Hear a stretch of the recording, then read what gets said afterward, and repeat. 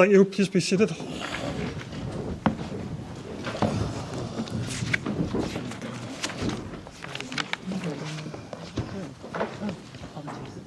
Okay. Item 1, there's no public questions, so we'll move on to item 2. Apologies. I've received apologies from councillors Gary Bell, Linda Bell, Joanne Cassidy, Maureen Madden, Kate Osborne and Pam Brooks. Is there any other further apologies? Alan Percy. Chairman, Councillor Barry, who is at work, and Councillor Mason, who has a family bereavement. Okay, can members please sign the relevant attendance sheet? Item 3, declaration of interest. I remind members that if there's any registrable or non-registrable interests in matters appearing on the agenda, they must verbally declare it and complete the card. Item number 4 is the minutes of the annual general meeting and the extraordinary council meeting held on the 19th of May. Can I ask the council to confirm those minutes? Yes, council. Sorry. With regard to the annual general meeting, the section on your announcements is not complete. You made the important announcement, Chairman, that you weren't going to exercise any political bias and that you intended to withdraw from the Labour group. And that has not been recorded in the minutes. And I think such an important announcement ought to be included in the minutes.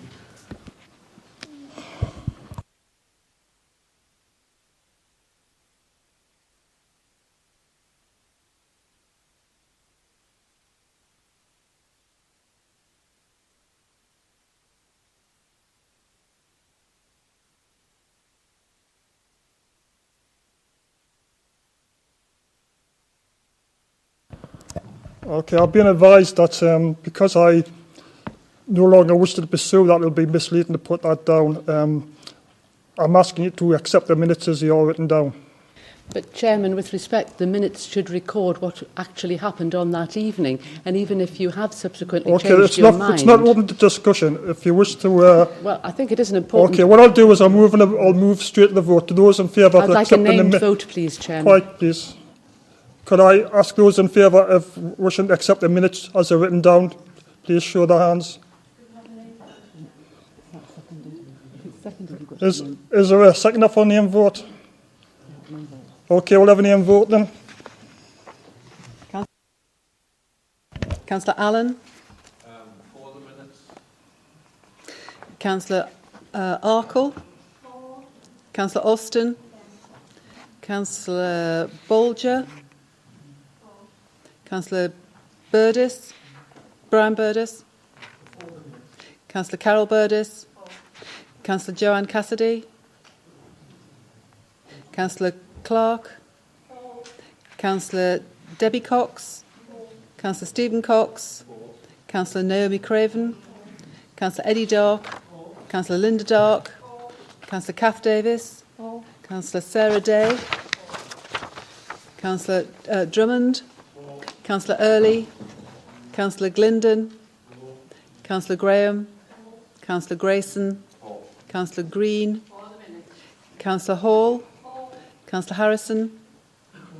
Councillor Hodson. Councillor Janet Hunter.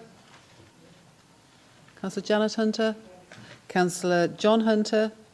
Councillor Marion Huscroft. Against. Councillor Nigel Huscroft. I'll abstain because I wasn't here. Sorry, sir. Councillor Johnson. Councillor Lee. Councillor Frank Lott. Councillor Wendy Lott. Councillor Gary Madden. Councillor Councillor McGar. Councillor McIntyre. Councillor McMeekan. Councillor McMullen. Councillor Miller. Councillor Mulvenna. Councillor Newman.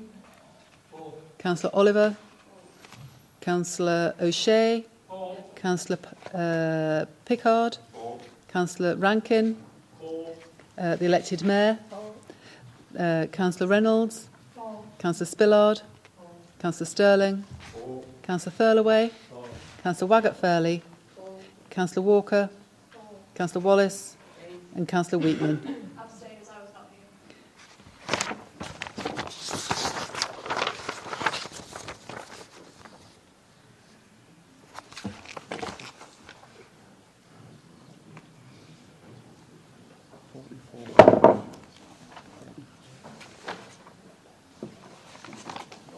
6 against, 2 abstentions. 44-4. 44-4, Six.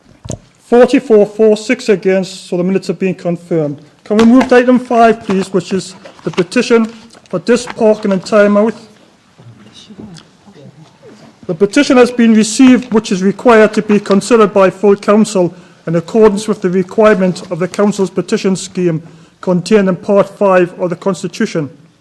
The petition is from Tynemouth Parking Group, and its stated purpose is to request North Tyneside Council to introduce free disc parking in Station Terrace, Tynemouth, and in all pay and display areas in Tynemouth, with the exception of the front street. The petition has in excess of 2,000 signatures, and pursuant to the scheme is now reported to full council. The council's petition scheme provides that the petition organiser will be given 5 minutes to present the petition at a council meeting, and the petition will then be discussed by councillors for a maximum of 15 minutes. Members will need to be conscious of this time limit when speaking to the petition. Council will decide on how to respond to the petition at the meeting. The options open to the council are set out in the report. Can I ask Jackie Kenny to present the petition? Jackie, you have 5 minutes to speak to the petition. Thank you. Good evening. I'm here on behalf of the Tynemouth Parking Group to present our petition to replace paid parking in Tynemouth with free disc parking. Tynemouth is a busy, vibrant village which attracts a significant number of visitors, and it's hardly surprising. We have a fantastic array of shops, independent shops, cafes, bars, as well as attractions like the Priory and the Aquarium and the park, and of course we've got award-winning beaches. In fact, Tynemouth was recently placed top spot in the Rough Guide's Britain's 30th best seaside towns. However, the visitors to this part of the region face a big problem, and that's the parking costs. Many of the village streets are now resident parking permit only, and with only one free car park, which has a mere 76 spaces, visitors are often left with only 2 options to park. In the pay and display areas, most of which are on the periphery of the village, or to park in the few unrestricted residential streets, which obviously causes congestion for those living there. When parking charges increased last year by 50% from 80p an hour to £1.20 an hour, visitors have found themselves paying prices comparable with Newcastle city centre to park on the outskirts of a small seaside village. So are those high charges driving people away? Well, I bet most people have been into Tynemouth on a hot summer's bank holiday day and thought it's bursting to the seams. And yes, on days like those, the parking is totally full. However, unfortunately, we live in the northeast, and those days are few and far between. And you'll find on normal days, when weather's average, a lot of the pay and display spaces actually go free. So, why are they underused? Drivers are prepared to pay to park if it's near where they want to be. That's why you're on Front Street. So that's why you see cars circling Front Street looking for that magic space. People are also prepared to park further away in free spaces. Prior's Haven is a perfect example of this. It's at the bottom of a very steep slope. It's got lots of potholes and it's got no street lighting. Yet on average days, normal days, that car park's actually quite busy and sometimes full in all weathers. So the problem with the majority of pay and display in the village is it falls into neither category. It's not free or it's not close to the shops. So what's the options for visitors? Well, if people want to go and shop or visit a cafe, they can go a few miles either direction to Whitley or North Shields and park on some of the council free parking spaces there. Or of course, there's the ample free parking spaces here at the Silverlink. And those who want to spend the day at the beach can drive a few miles up the coast to Northumberland, where there is free disc parking in use. And Northumberland is a great example of how well free disc parking works in a region. They've seen a marked increase in visitor numbers, and we've recently received statistics from the Chamber of Trade in Morpeth, which a technical director of the School of Mathematics at Newcastle University studied and concluded that the removal of the parking charges led to an increase in visitor numbers. Morpeth is obviously a historic town, very similar characteristics to Tynemouth.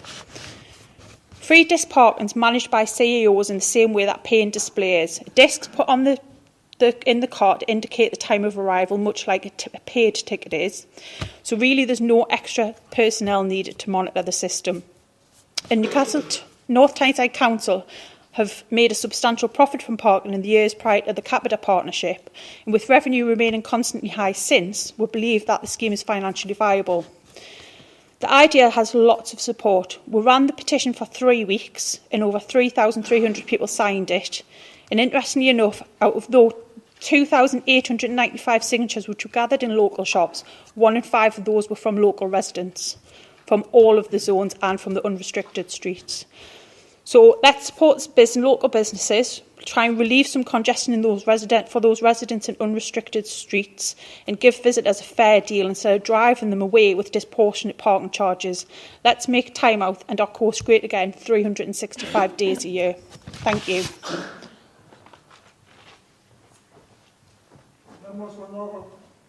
Members will now have a maximum of 15 minutes to discuss the petition. Can I ask Councillor Harrison, Cabinet Member for Housing and Transport, to move the recommendations as set out in the report? Thanks, Chair. I move the recommendations as set out in the papers. In doing so, can I say that, first of all, can I thank the petitioner to give us this opportunity to actually consider that petition in the much wider sense. As you said, Tynemouth Village is an area which is unique in its character. It's a designated conservation area, and it has a local management strategy in place to reflect this. And what I will say is that was recently updated by this administration in 2014. I think we all acknowledge that the management of any traffic, particularly in Tynemouth, is complex, and on occasions there will inevitably be conflicting views as how parking should be managed, such as the views of the petitioner, the Tynemouth Parking Group, and the views of the Tynemouth Conservation Area Management Strategy Group, who have a different view. Also, the number of local residents who have actually contacted myself and the Mayor who have concerns regarding the view that's being expressed this evening. As a local authority, obviously, we seek to support a variety of the vitality of Tynemouth in the village and that district centre, and the assistance of the local business who operate in the area. Alongside this, we look to protect the local amenity for Tynemouth residents, as stated out within its recent plan. And we also have to ensure that we can cater as many visitors as possible. In some cases, I say, is acknowledge that there's more cars than there is car parking spaces, but I do think we also acknowledge space is limited. So what best can we do about it? So when taking into consideration the different needs for each of these users, I do recognise that it will not be possible to satisfy everybody. But I do also recognise the importance of acting fairly and doing so, balancing as best as we can the needs of residents, businesses and visitors. And this is what I'm trying to do, or we are trying to do as an authority. To this end, over the recent years, we've introduced a number of improvements in Tynemouth to improve the traffic flows, make it easier to get around on foot, which is within its character statement. We also have an excellent public transport system serving that area, which is Tynemouth Station, the metro system, which many visitors use. And I would probably equally try to encourage more people to be using that than possibly their cars. And the reason why I say that is not only is it easier, but environmentally it hits all those buttons and it gets you directly into the centre of that district area. And, for example, parking at Northumberland multi-storey car park for £1 and getting the metro in is certainly a lot easier than driving around looking for a car parking space and so forth. So my emphasis would be I would trying to encourage people not only to park in the area, but also more and more to use our public transport system. But since I took responsibility for parking as part of my portfolio, and which I thank the Mayor very much for, I have looked closely at the arrangements for parking management in the borough, and that's throughout the whole of the borough. And I have now seen how much these arrangements have evolved since 2007, which is when the council actually took over the responsibility for parking enforcement from the police.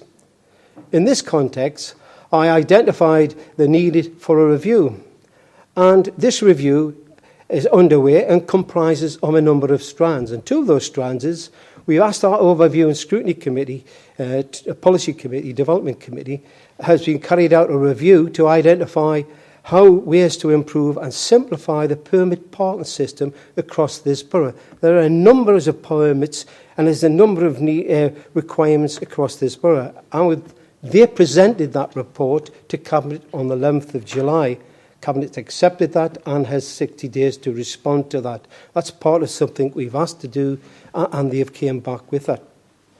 We've also looked at the foreshore car parking, and a new approach will be implemented this August. This will allow more flexible parking, with parking being transferable between car parks along the foreshore. So you can park in one, the ability you can park in another area.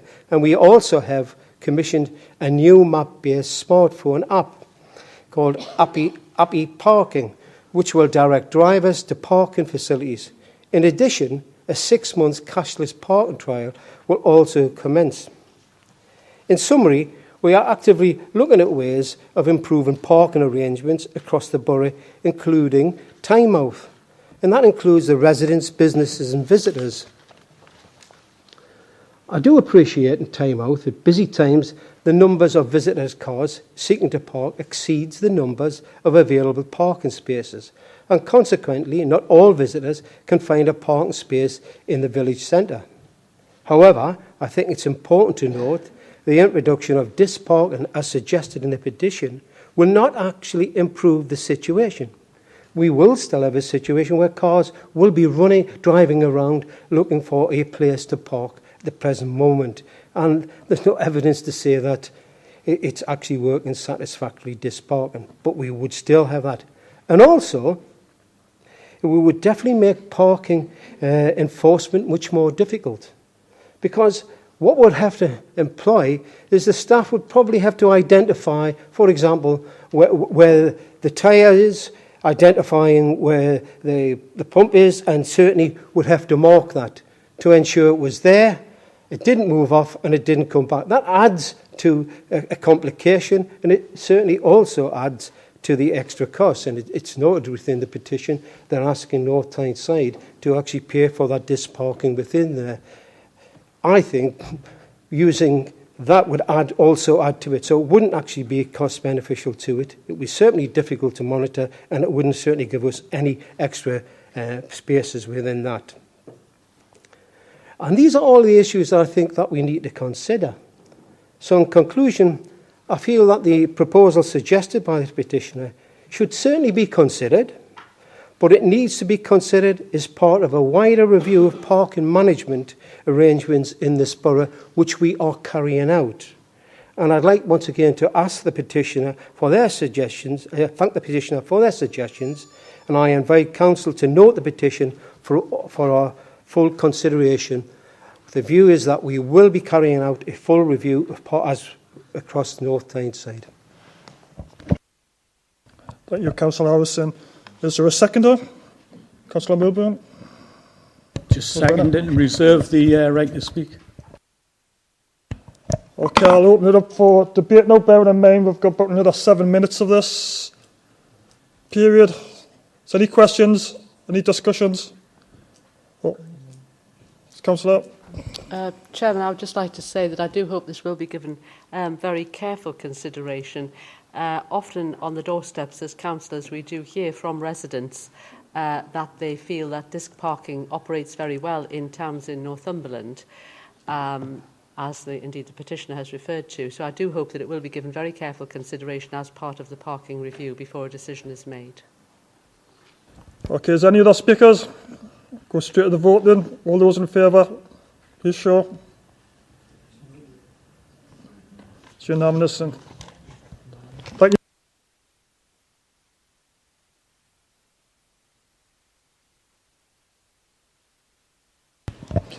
Item number 6 is motions. We have one motion. I take it it's Carol, you're moving this motion? I am, Chair. Thank you. Thank you, Chair. I propose this motion because of the concerns raised by residents of North Tyneside and coverage within the media over the last few weeks. There has been a large upturn in recorded abuse of hate crime nationally, though thankfully not so great in North Tyneside. However, we cannot be complacent. The reported weekly average for hate crime in the Northern Area Command for the 9 months up to June of 2016 was 4. In the week after Brexit, there was 5 hate crimes reported, and in the 2 weeks previous to the referendum, there had been 3 hate crimes per week reported. Whilst these numbers would appear on the surface to be low, the fact remains that any level of hate crime is unacceptable, and it is vitally important that the crimes of this nature are addressed fully and the victims are supported. Northumbria Police have assured me that they take all reported race and hate crimes seriously and that they work closely with the many community groups and revisit all the victims of hate and racist crime to provide them with support. It has to be said that the latest resident survey showed that 62%, over 3 in 5, residents agree that the people from different backgrounds get on well together in North Tyneside.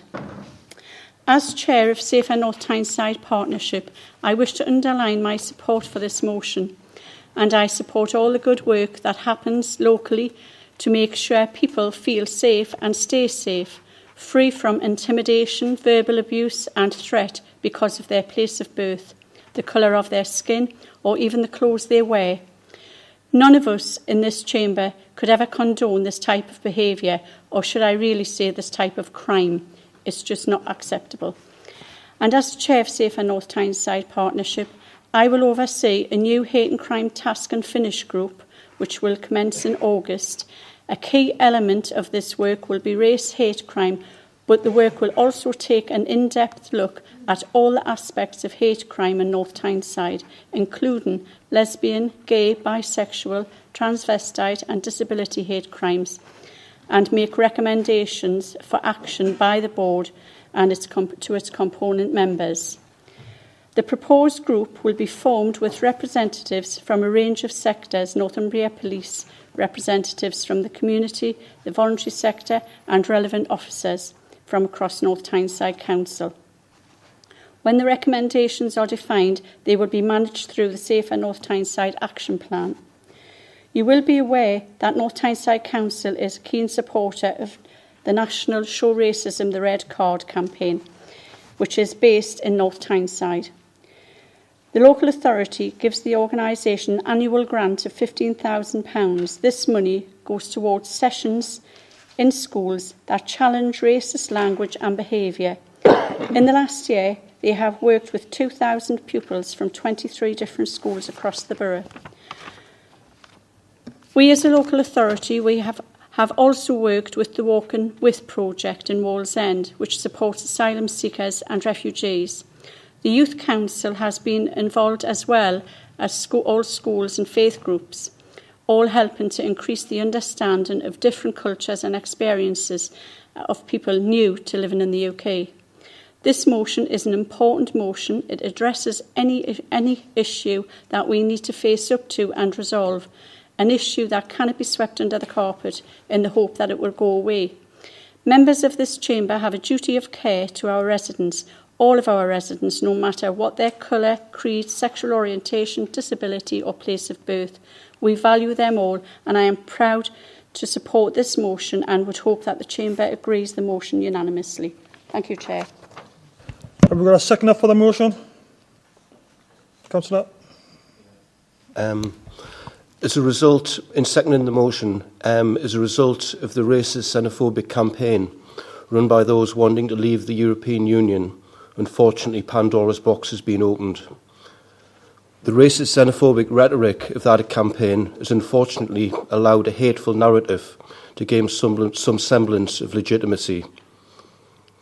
The result of that has been a dramatic increase in hate crime across the whole of our country. In the week after the referenda, the police have reported that there was a 42% increase in allegations of hate crime. Over 3,000 allegations, the worst week on record. The hate directed at those to whom we have welcomed into our communities has not been confined to vacuous abuse on social media, graffiti or name-calling. There have been actual incidents of violent physical abuse. This type of behaviour is not acceptable and cannot be tolerated in our borough. All the communities that make up North Tyneside can rightly be proud of the openness and the way that they've welcomed people from around the world who have come here to make their home in our borough.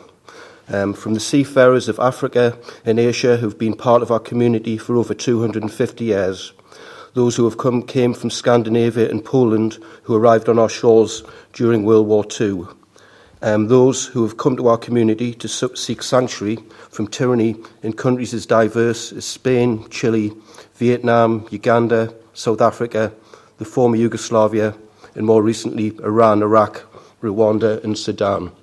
Other people who've also been implicated in this have obviously been the people who have come from Europe and further afield, who have come here to work and learn and have enriched our economy. As valued members of our community, it is imperative that we show them their support. As the elected representatives of our community, irrespective of our political leanings, we have a collegiate responsibility to ensure that none of our residents are discriminated against or subject to hate or xenophobia because of the colour of their skin, their creed, their race, their nationality, gender or sexual orientation.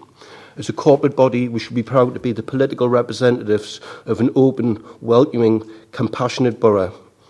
Our elected mayor and our cabinet need the resources to fight and prevent racism, xenophobia and hate.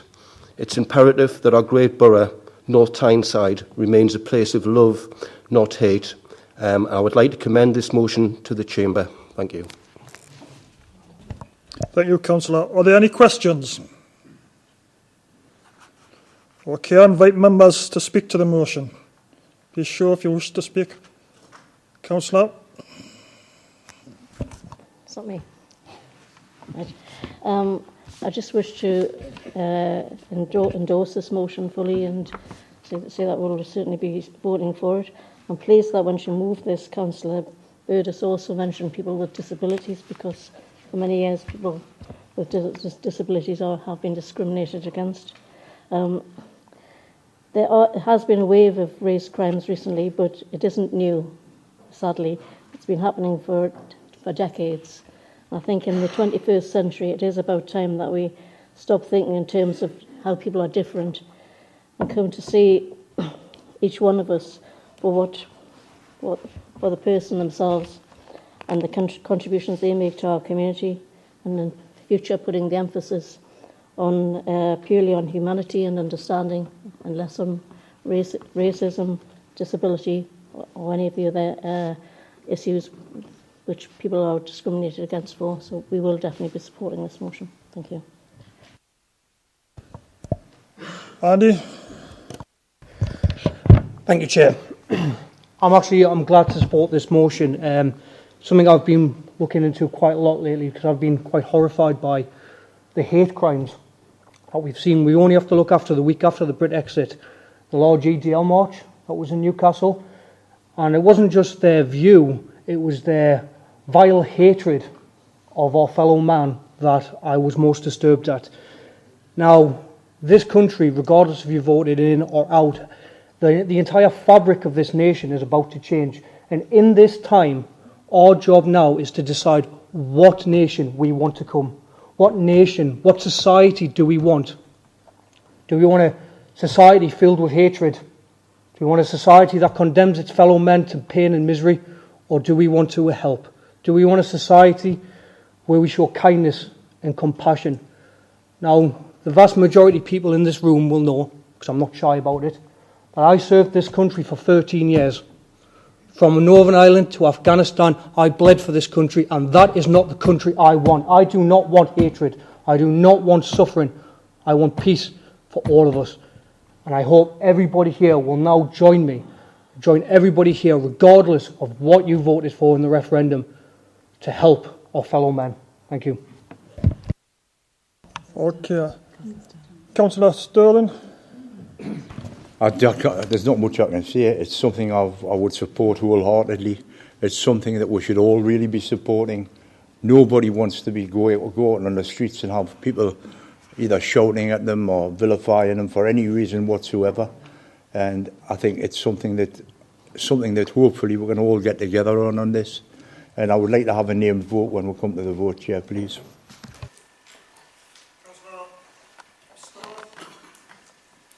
Thank you, Chair. Happy to support the motion.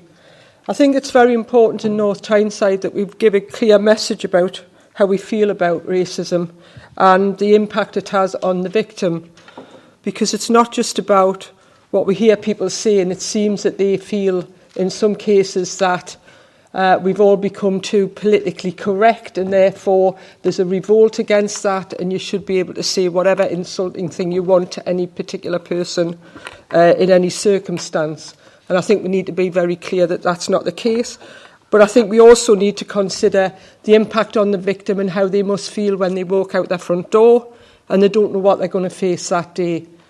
Are they going to have the hijab pulled from their head, as has happened in the last week? Are they going to be insulted as they use the metro and shouted at and screamed at until someone steps in to intervene on their behalf? So I think as a council it's very important that we do show where we stand. I've even been shocked to see the racist comments put on when there's a charity goes out and asks for donations to support people who are suffering the effects in Syria and other countries across the world. And they seem to think that it's appropriate when a request for a donation, which is, something we can choose to do or not to do, is just another opportunity to spout vile racist hate. So I think we do need to give that message to all our residents, and including those that are most at the hard end of this when they're on the receiving it. And I'm delighted to support the motion. Thank you. Does any member wishes to speak against the motion? Okay, I'll take your, Councillor Wallace. Thank you, Chairman. The Conservative Group supports this motion, and I am glad that the Council does have in place systems for reporting and helping victims of racism or hate crime. I have already been in touch with officers to ensure that such processes and procedures were there, and that was very reassuring.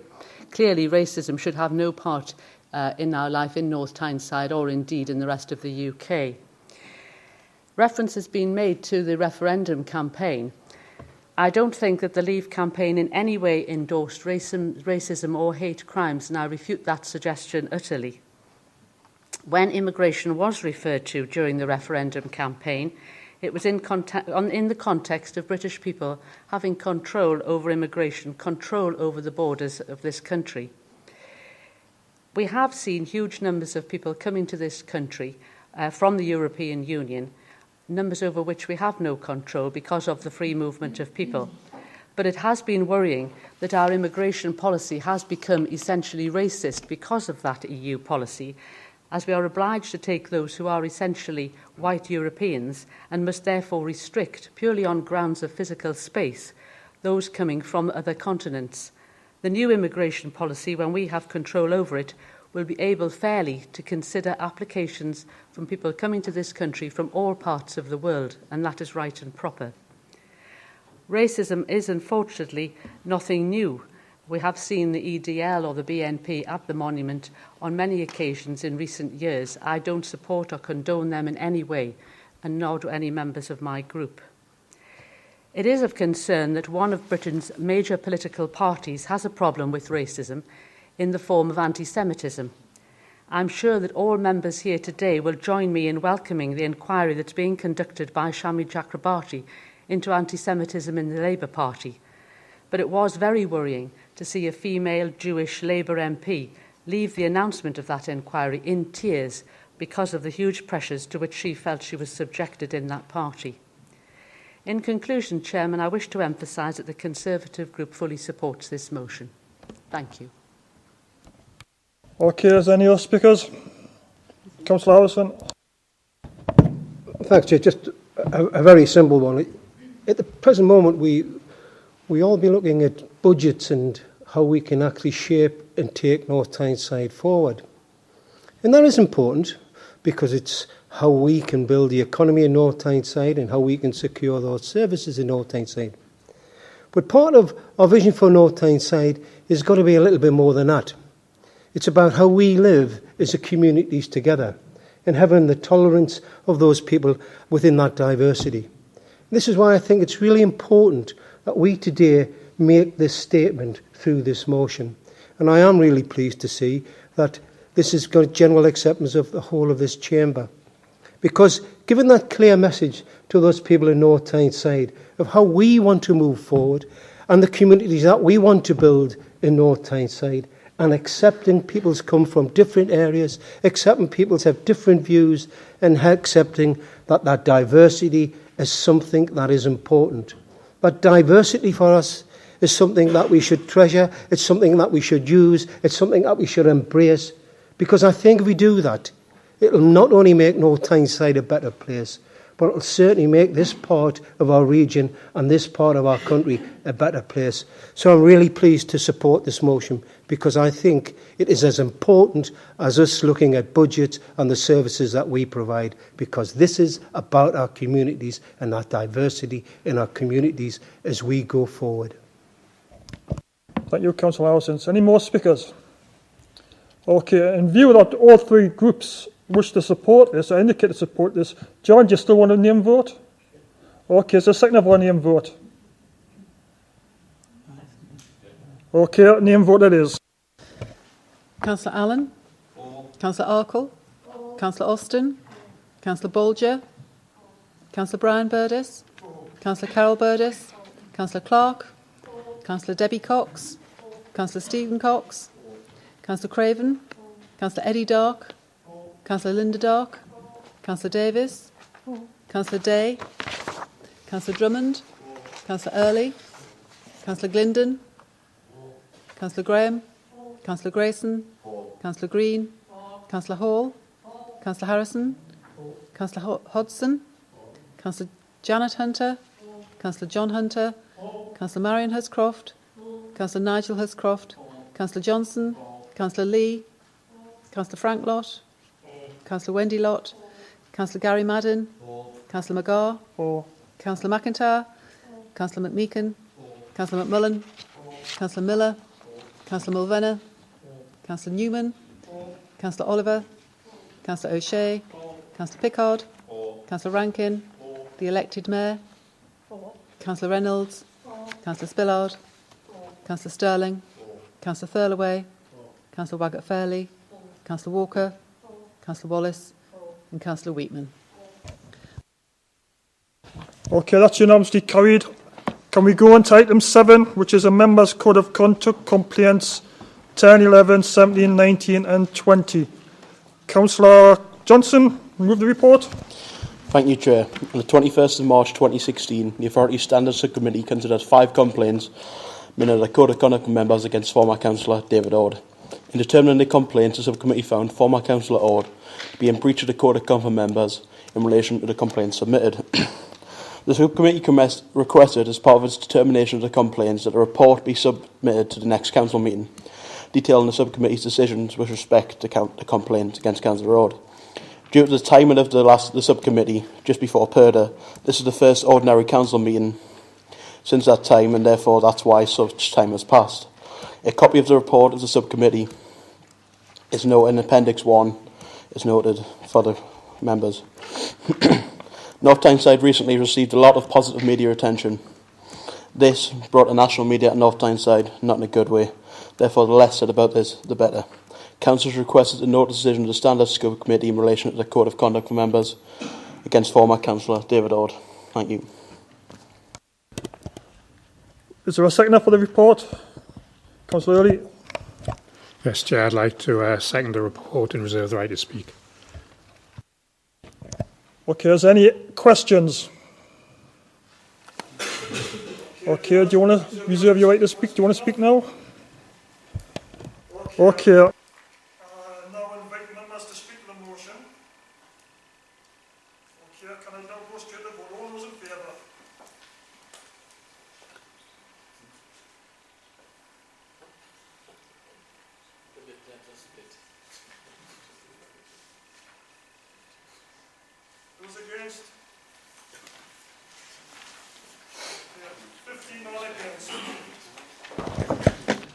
So that motion is agreed. Item 8.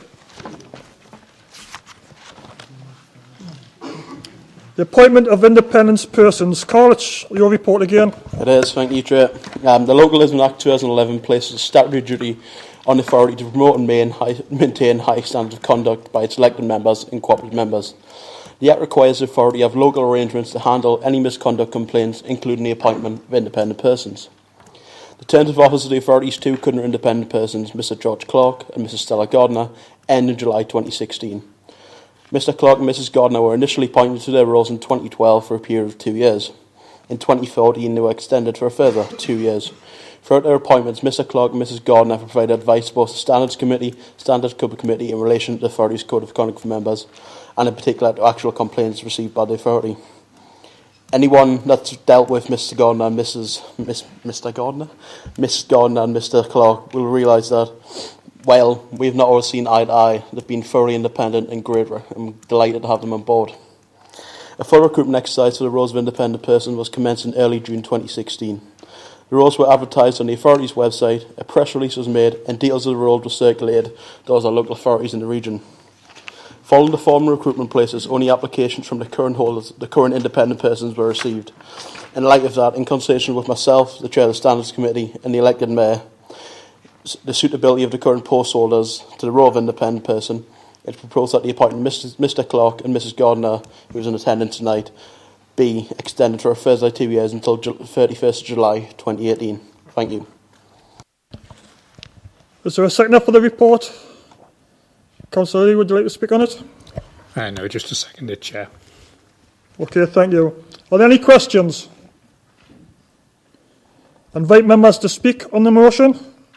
Anybody wish to speak? Councillor Wallace. Chairman, I'd like to thank the independent persons for the work which they have done during the period of their appointment. Appreciating that there have only been the 2 applications this time and without any criticism whatsoever of them, I did suggest to the officers that perhaps in future it might be worthwhile approaching, say, the local organisations for the Chartered Accountants, the SIPFA, the Law Society and so forth, because perhaps some younger professional people may be interested in this type of work as in a way of furthering their careers, or indeed those at an older stage of their careers with wider experience. That would, I think, would be a very low cost, if indeed any cost at all, to the authority way of notifying more people of this type of role and how important it is. Thank you. Councillor Mulvanna. Could I ask Councillor Wallace to remove the word, I think it was older people? That is how we get into the very situation that we've just discussed about discrimination. People, yes, ageism is in actual fact a issue. You made your point. Thank you. Does anybody else wish to speak? I'm happy to include people of whatever age, whatever background, whatever colour, whatever creed. Thank you, Councillor Wallace. You've already spoken. Thank you. Does anybody else wish to speak? Okay, can I move the vote? All those in favour? Any against? Okay, that's unanimous. I notice that Stella Gordon is actually in the chamber tonight, and can I personally thank her for the work she's done, and also congratulate her for the work she's going to be doing next 2 years. So thank you for your work. Okay, item number 9 is the filling of council meetings. It's Mayor Redfern. Move the report. Thank you very much. Thank you very much, Chair. At its meeting held on the 21st of January 2016, Council agreed to film meetings of the full Council for a trial period and to provide a video-audio recording of those meetings online via the authority's website. This report seeks Council approval to continue this arrangement for a further 12-month period. It is proposed that the same in-house arrangements for filming and uploading the footage online that were in operation during the trial continue for the next 12 months. This is via a static webcam and a mobile camera operated by a single operator to produce a video-audio record, to which a link from the authority's website can be made available for viewing. It is proposed that the record will be available to view online until the next council meeting at which the minutes are confirmed. The report sets out the viewing figures for the meetings held during the trial period and in the light of the potential benefits of filming meetings that are set out in the report, I would like to move that Council agree to continue filming meetings of full Council for the further 12 months in accordance with the arrangements set out in the report. And I would add that, seeing we are trying to be a council that is open and honest, I would hope you could support this.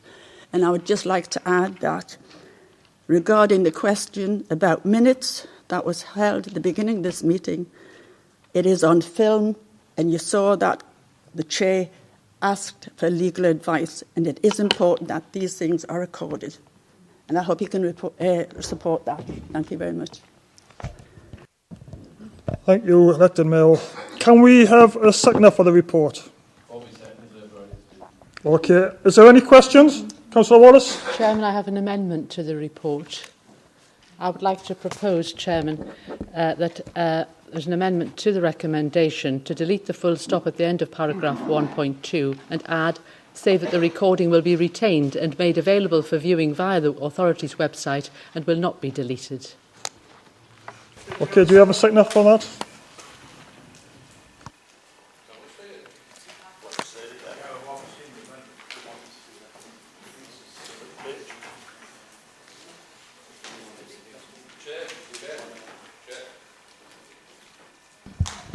Could I make a suggestion to be helpful here? I've asked the technical question of how that can actually be done. I'm quite prepared to take on board and reply back to all members on that particular issue. And just if it's moved as an amendment now, we have to. I'm quite prepared to look into the technical details and the costs and the storage of being able to do that and report back. As otherwise, we'd probably have to vote against the amendment. But I'm quite prepared to carry it forward if Councillor Wallace is prepared to accept that assurance. Okay, thank you for that helpful suggestion. Councillor Wallace, would you accept that? Be deferred to a future meeting, Chairman. Is that correct? Yeah, what I'm saying is we need to see we get through here, but we're trying to keep the cost out to a minimum. I've asked that issue of how do we store it so people can go back to a various area and look at the meeting dates. There are some technical issues involved in that, but I will get a fuller report on that and circulate around members if that's acceptable. But I don't want to... Councillor Wallace, would you accept that, yes or no? Yes, I'm happy for that to be deferred. Okay, thank you. Okay. Is there any more questions? Any more? Could I just say, I'd reserve the right to speak, but that we thank Kevin, who's made it all possible. He started off with no help, no support. He's still got no help and no support. He's done a tremendous job. Okay, all those in favour of Kevin, please show. Right. That's the report agreed? Thank you. Item number 10. Procedure Council rules change. Councillor Allen? Thanks, Chair. Since the annual review of the Constitution was carried out and approved at the annual Council meeting, the Constitution Task Group has met to consider further proposed change to the Council procedure rules regarding the deadlines for submission of questions and motions for full Council. The current requirement is for questions and motions to be submitted no later than 5 p.m, 7 clear working days before the day of the Council meeting. The proposal is to change that to 6 clear working days before the day of the meeting, thus giving the maximum amount of time prior to the day of publication of the agenda for Council meetings.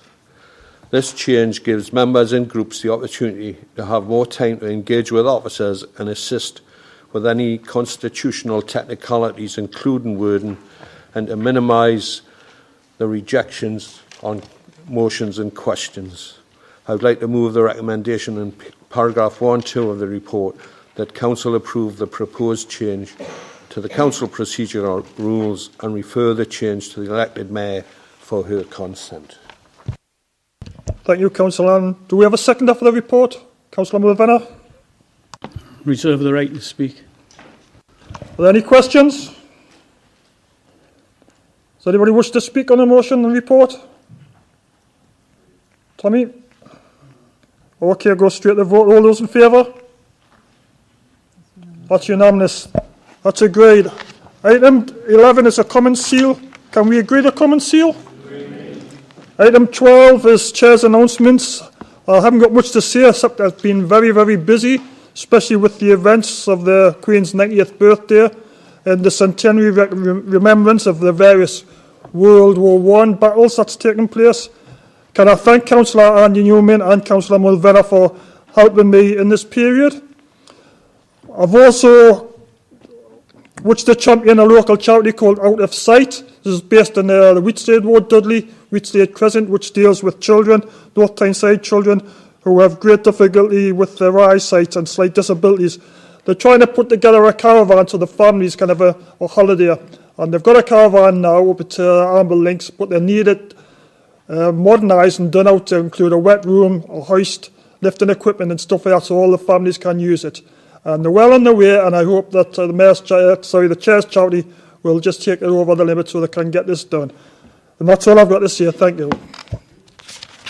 Mayor's announcements. Thank you, Chair. Very, very quick. In my position, I think I'm extremely fortunate that I have the opportunity to visit many groups across the borough and talk to many talented people who are doing great things across the borough. And this afternoon, I had the opportunity to go and see, preview a session or a project that's been developed at the old lowlights on the quayside.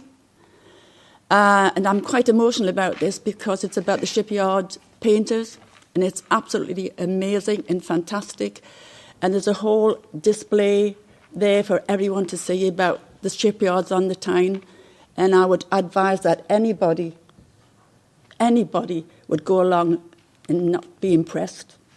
It is absolutely amazing. And seeing we have many, many people and communities in the borough where life in the shipyards is embedded within families. I hope you can spread the message and go and see it and support it. And I had the pleasure of meeting 4 of the shipyard painters who, despite the hard work they had down in the shipyard, making the Tyne great, they found time to paint, and it was a fantastic opportunity to show their talents. So if you have got time, please go along and support it. Thank you very much, Chair. Thank you, Mayor. Right, item 14 now is questions by members of the council. Question 1. Councillor Thirlway, do you want to read it, or can we take it as read? Take it as read, please, Chair. Okay, Mayor Redfern, would you like to respond? I would like, yeah. I want to thank you, Councillor Thirlway, for this question, because everybody in the borough, because the Whitley Bay and the coast area gets tremendous publicity, people think nothing else goes on in the borough. Well, I have to tell you, there's a great deal going on in the borough. And certainly in Wallsend, I think we're all very, very proud of what we're doing when it comes to the regeneration of Wallsend Town Centre. We'll continue to work hard with our partners to carry out the next phase of a multi-million-pound regeneration programme, which will eventually put the heart back into Wallsend by creating a very vibrant shopping centre. The new supermarket and the fast food restaurant has been built as part of the transformation of Wallsend Town Centre and will complement the recently refurbished shopping centre. New River Retail are behind the delivery of the new supermarket and drive-thru restaurant, which once opened are expected to create more than 100 jobs, both of which are due to be opened in September 2016. This work follows extensive refurbishment of the Forum Shopping Centre, joining the Customer First Centre and Library. Since the opening of the new Customer First Centre and retail units in 2014, the town has seen a 25% increase in footfall, with around 3.1 million visitors each year. This site will also feature a large 240 space car park available to the town centre shoppers. This can only help to further increase the footfall and the visitors to the area. I'm also pleased to report that the refurbishment work to the indoor market are underway and will provide space for 52 market traders. This market is due to reopen the second week in October. And I'm led to believe that only 10% of the space is left to allocate. So that's really great news for Wallsend. Other regeneration work in the area has included the demolition of the former police station and emerging housing centre to make way for 41 new affordable houses. In addition to all this work and following almost £2 million of investment, a specialist business centre created by the Council will be officially opened on the 29th of July 2016, attracting companies from as far away as Aberdeen, and the centre will be located on the Swan site. This is, I think you can all agree, a very exciting time for Wallsend, which after the close of the shipyards became almost a ghost town. And lots is happening now in Wallsend to make it a vibrant town centre. And I think it's really great to see the change in the town centre. And I know, and you know, this is something that the residents of that area have wanted for some time. And I personally, like many of you here, look forward to seeing the continued transformation of the town centre for everyone who lives and works and shops and visits the area. And for those of you who keep telling me, why does everything happen at the coast? I want to tell you, and I prove to you, and you read about it, that things are happening right across this borough in North Tyneside. Thanks to everyone. Councillor Thurwood, do you have a supplementary question? I don't, but I would personally like to thank the Mayor for her commitment to Wallsend and the people who live in Wallsend. So thank you. Question 2, Councillor McMullen. Councillor McMullen. Can you take it as read, please? Thank you. Councillor Pickard.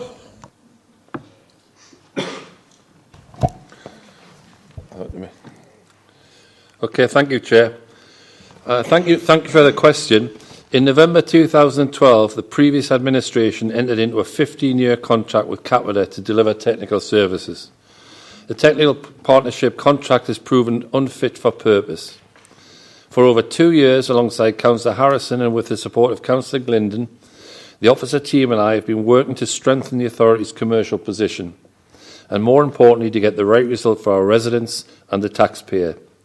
In addition to the fact that the agreement was made with unnecessary haste, there have been 4 fundamental problems. The business cases agreed in dialogue were flawed. They proved to be a mix of too light a touch, incorrect assumptions, and critically too broad a definition of what constituted a benefit. For instance, not ensuring that the savings should be revenue and not capital. This weakness in the position made sure that the partnership would not be in a general position to deliver the savings for the general fund. And indeed, in years 2 and 3, this equals to a shortfall of £3.7 million. A simple issue like making Capita responsible for savings and charging third parties a charge for per desks, and then forgetting in another contract to include the fact that the contract had to pay to use the desks in the authority. Item 2, some of the financial information and factual accounts to transfer were incorrect. Capita were given responsibility without funding and had made some assumptions about the interaction with the business partnership that proved to be flawed.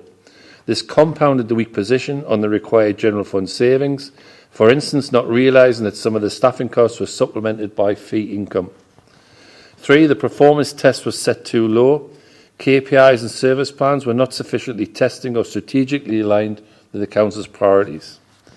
And on the grounds of delivery was patchy and in some places compounded by historic weak performance, particularly in the quality and value for money of engineering projects and property management, which gave exclusivity in the contract to Capita.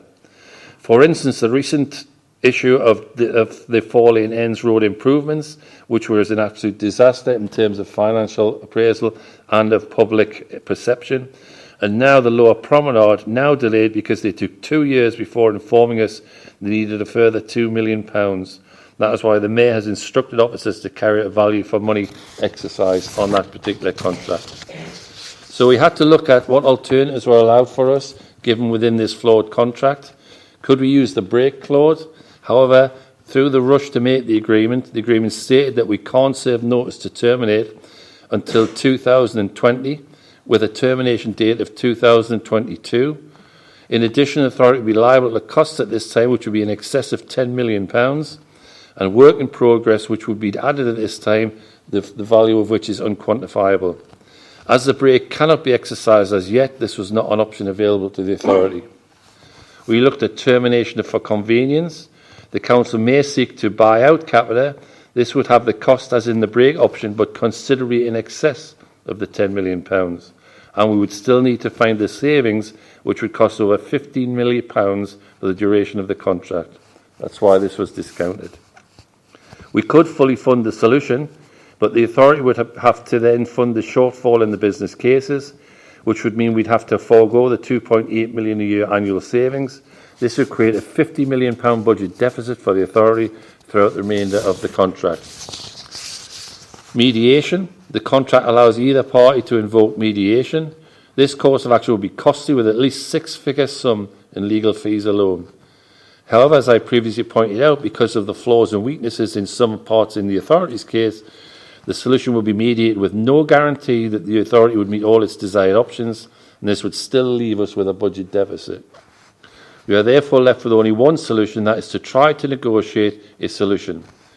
This is a course of action we are now engaged in, and we have set a number of negotiating aims. They are to recover the savings not made in years 2 and 3 of the contract, to make more secure the savings for the rest of the contract, to stiffen the performance test, align the partnership to our priorities and those of our residents, bring back in-house some of the service areas, and a reduction in the fee paid to Capita to reflect the reduced responsibilities, the reduced savings guaranteed, and the reduction in costs. If due care and diligence had been taken by the then Cabinet and should have listened to the Council, who asked for a further delay so proper scrutiny of this process could take place, we could have avoided a number of these fundamental mistakes. We are now trying our best to ensure that our residents are not left with this unacceptable burden. Thank you, Councillor Pickard. Councillor McMullen, do you wish to ask a supplementary question? I do, thank you. Thanks for keeping abreast of the situation and keep looking into it. But there was an issue that went to Cabinet, a report on this issue went to Cabinet on the 11th of July, and it was pink papered. So I'm just wondering what the Mayor would see, what information could be made available to members on this issue. We will try and be as transparent as we can on providing the information. I'll work with the officers to see what can be raised. That's why in my answer to you, I kept to what the problems were and how we're moving forward. Because unlike last time, myself, Councillor Harrison, have taken independent legal advice to ensure that we actually have the contract in favour of the council as opposed to in favour of the contractor. And once that solution is made, we'll ensure that all members of the council are made aware of exactly what the agreement is and exactly what the terms and conditions are. Thank you, Councillor Pickard. Question 3. Nigel, do you wish to ask it or take it as read? Just take it as read, please, Chair. Thanks, Chair. Can I thank Nigel for the question? I think it's important to note that there's no separate policy for dealing with complaints involving roads and pavements, as these fall within the Council's published customer service standards. Our customer service standards work very well, so I find it difficult to understand that the application of them leads to distress or criticism. I can appreciate that residents may be upset if they don't always get the response that they would like when requesting repairs. But I know this Chamber is fully aware of the financial climate we are now working in, and it's not always possible to find the resources to accommodate every request we receive. However, we all will be aware that we have a highways asset management plan in place, and within that we have detailed the number of roads and pavements that we would be looking over a period of time. The Mayor's also, within previous budgets, has put more monies into roads and pavements.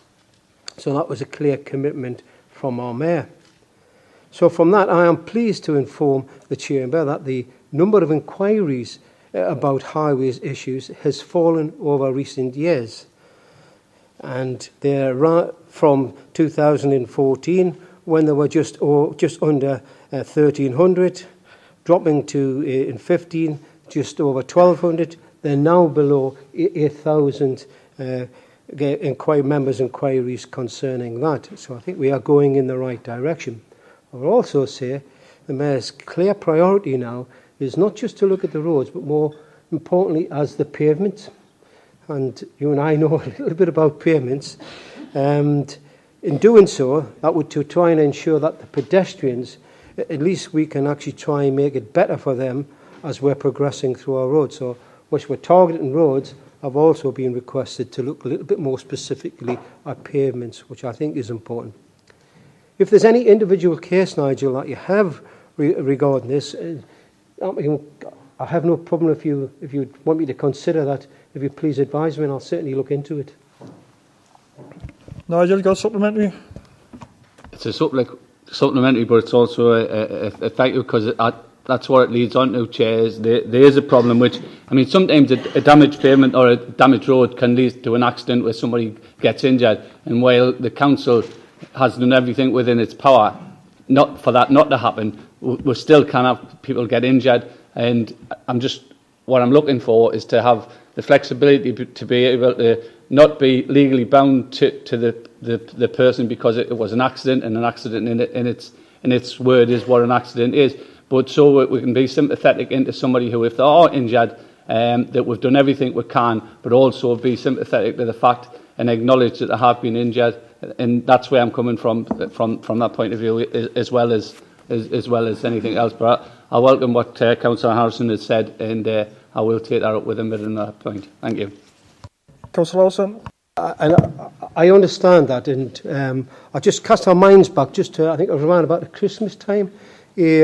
Information came out to members, I think, via our partners, which was advising regarding, with the poor weather, cold weather, the impact that it would have on some of our roads. And it was giving you depths and how to get in contact with people. So there was an opportunity if people had a concern about there was a hole appeared in the road, or was some of our roads was coming away, where to write to, where to respond. And it was also giving guidance on depth and shape. So we have tried that way. The other thing that we have looked at, and this is regarding pavements, of how do we actually try and stop cars parking on the pavement, because the majority of occasions with them parking on the pavements, they're the ones who actually cause the problems on there. There's a piece of legislation at present, I think that's going through, I think it's been implemented in Scotland, but I think there's a piece of legislation which will allow us to look at that. If that's ever agreed by Parliament, it would give us that opportunity. But to do that, we would have to put more signage on our pavements, and we're stuck with that. But you're right, if there's issues regarding health and safety issues, those should be priorities for us to look at. Question 4, Marion.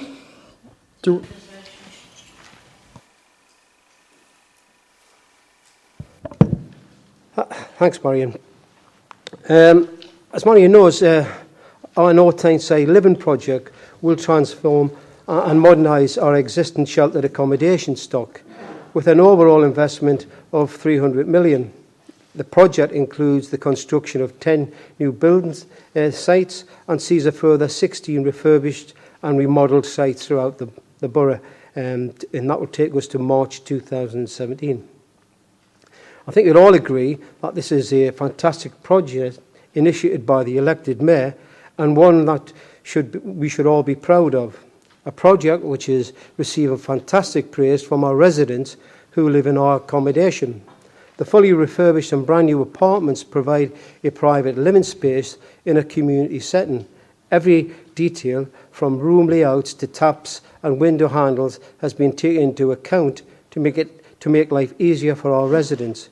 With 26 sites throughout the borough, North Tyneside Living offers residents their own home and a friendly community of fellow residents. Prior to any work starting, all of our tenants were involved in detailed consultation, which explained the extent of the refurbishment works. This provided residents with an opportunity to ask questions or raise any concerns.